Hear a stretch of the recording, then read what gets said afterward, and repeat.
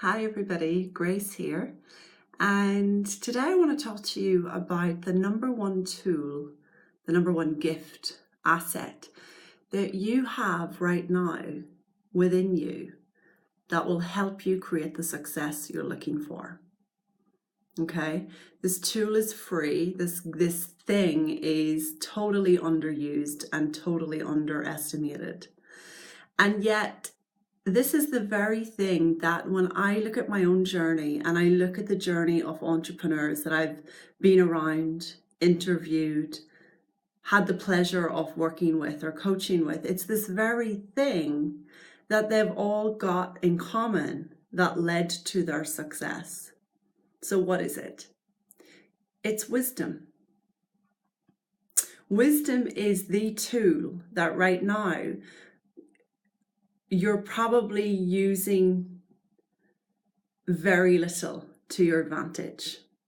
Okay, it's the thing that comes to you out of the blue. It's the thing that occurs within you in every moment. It's the thing that's always available to you, and yet it's probably the thing that, like many women I speak to, you aren't really paying attention to, or you're dismissing, or you're not trusting.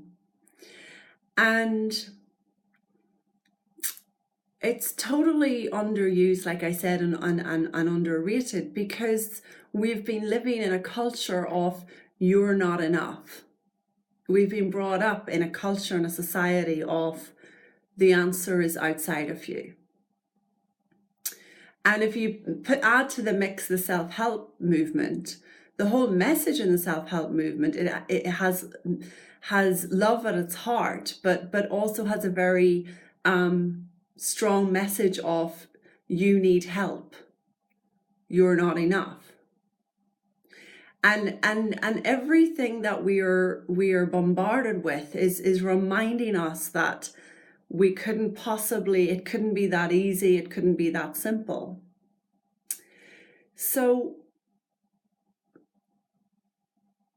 my encouragement to you is to start to get into relationship with this beautiful gift that you have, because it's this gift and only this gift that will help you get to where you want to go. It's this part of us that is always fresh and always available, that is trying to get our attention and knows the easy path, knows the quickest route, knows the most natural way to do it. And so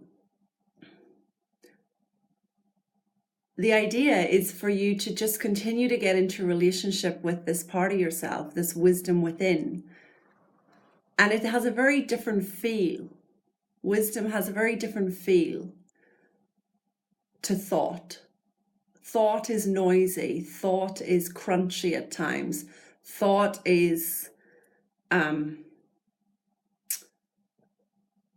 habitual and accumulative. Wisdom, in my experience, is fresh. It's off the moment. It's a kind of, oh yeah, that makes sense. Like, yeah, that's the right next thing to do. And so often we go through life making decisions and deciding to do things without even checking in on our wisdom first. So often we know the right direction, but we don't trust it.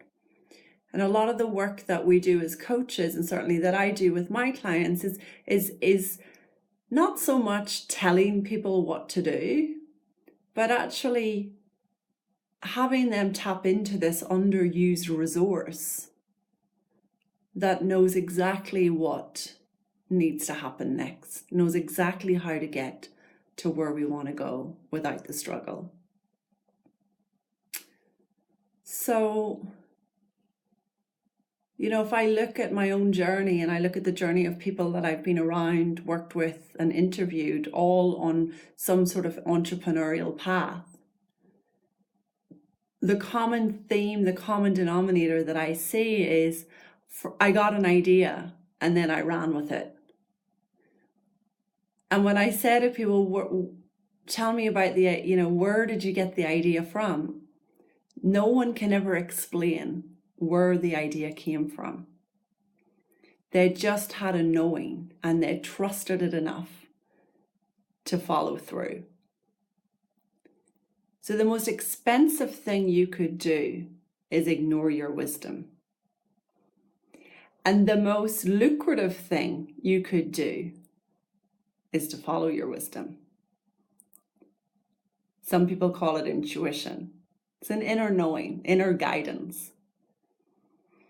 So if you do nothing else for the next week, at least get into a relationship with this very vital and very noteworthy resource within you.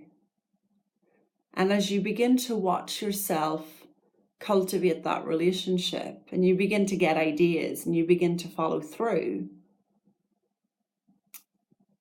you'll see that things start coming to you more easily, that things have a natural flow and ease and natural essence to them. And it's not that you wouldn't seek advice where you needed to. It's not that you wouldn't engage in things that would help you get into a stronger relationship with your wisdom. But it's just that no one can ever really tell you what to do. You always know within you.